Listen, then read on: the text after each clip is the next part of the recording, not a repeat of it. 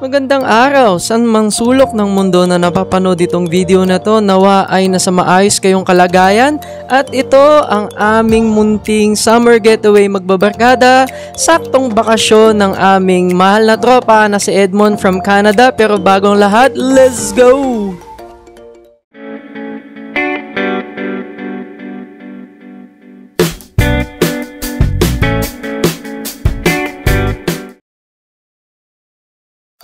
Isang solid at napakaiksing bakasyon, kami ay tumakas panandalian sa realidad ng aming buhay. Literal na takas talaga dahil overnight lang kami papuntang Mauban, Quezon. Shoutout sa aming piloto na si Binroy, napakahusay ng iyong pagmamaneho brother, at aming newfound tropa from Taguig. So shoutout sa iyo pre.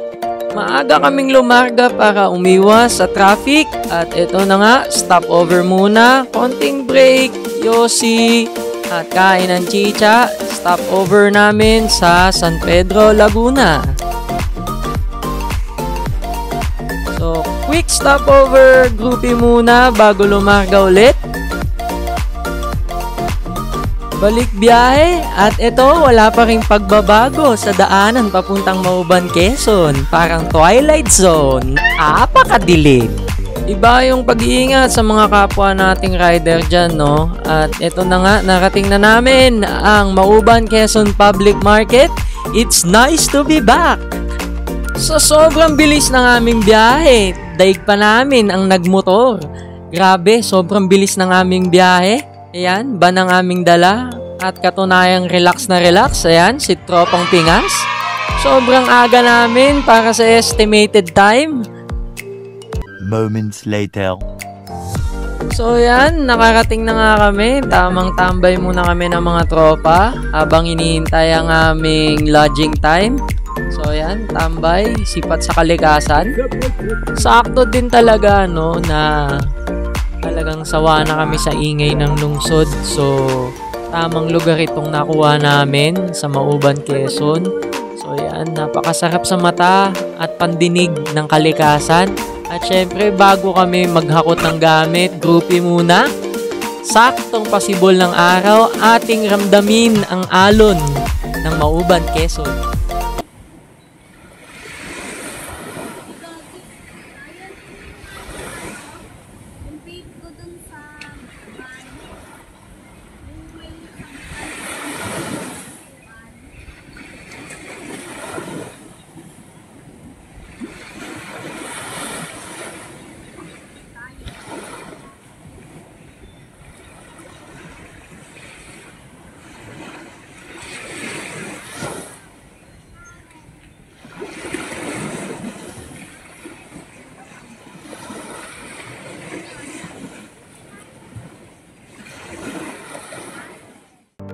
Dahil sa maaga ang aming pagdating sa lugar, ayan, napakagandang sunrise. Sobrang appreciate namin yan.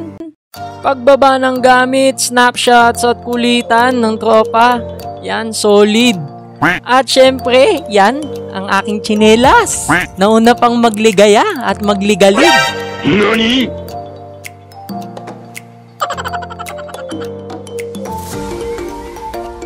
At pagtapos ng tambay, kulitan, syempre preparasyon na ng pagkain.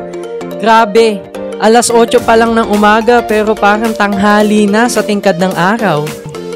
At dahil nga galing akong trabaho, ayan, wala akong tulog at nakapuslit. Pero matindi tong kasama ko, umidlip saglit at tumakas sa antok. Ayan, ang tindi mo talaga, Pingas. Flashback.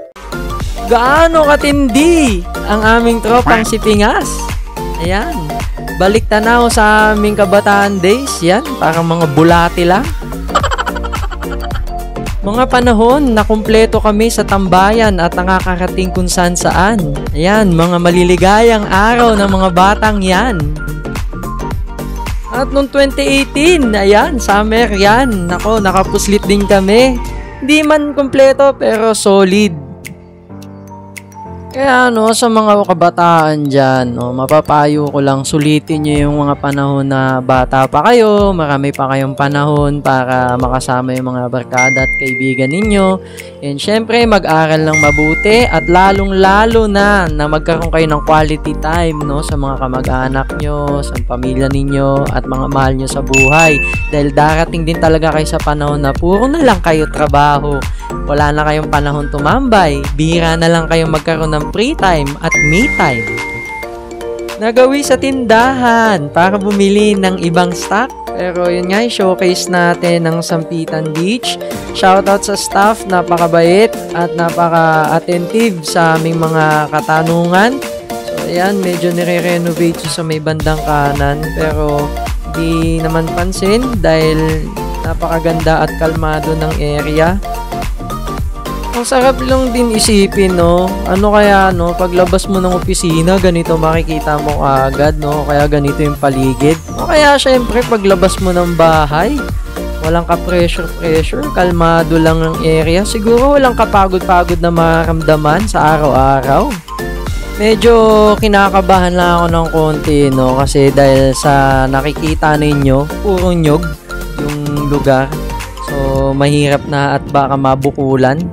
Ang taas pa naman ng mga puno na yan. Pag nabagsak ka sa ulo, siguro mga 3 days ka nagigising.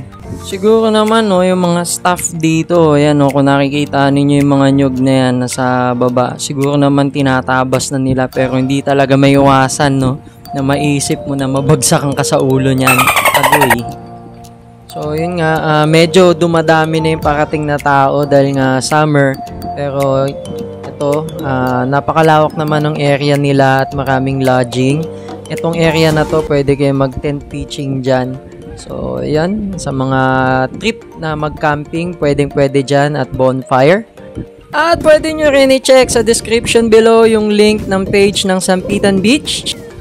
At dahil hindi ako nakasabay sa kanilang inuman session, pasarap ang aking tulog. So, yun nga, bumili nga ako ng alak na supply para meron pa kami mainom mamaya. And, solo drinks.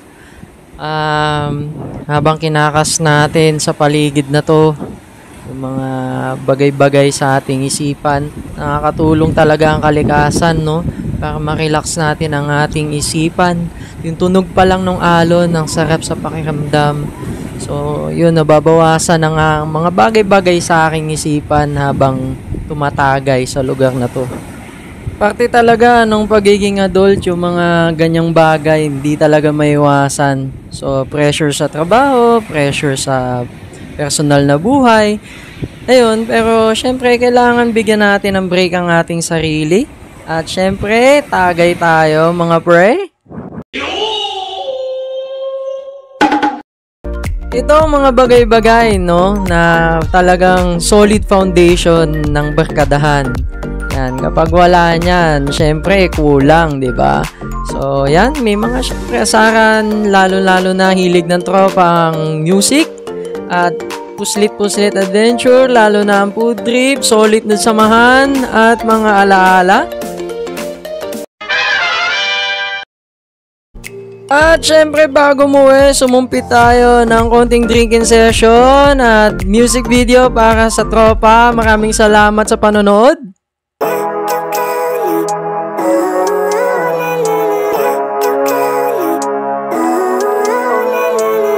Living life, everyday, late at night, not okay.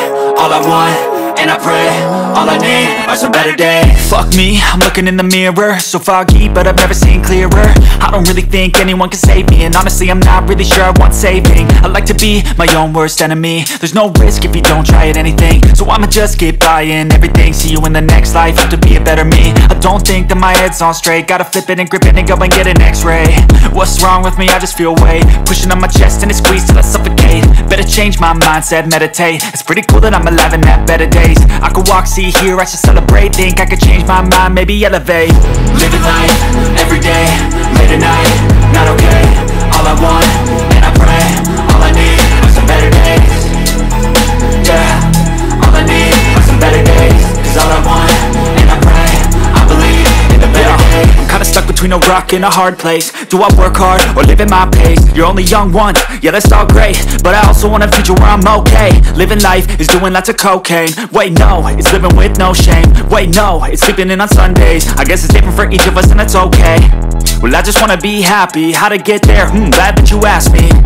I think it's different for everyone. Some of us need work, others need fun. Some of us need purpose to overcome. But try to do what you love when it's said and done, cause there's so many differences in each of us. Trust your gut, it can show you what you want.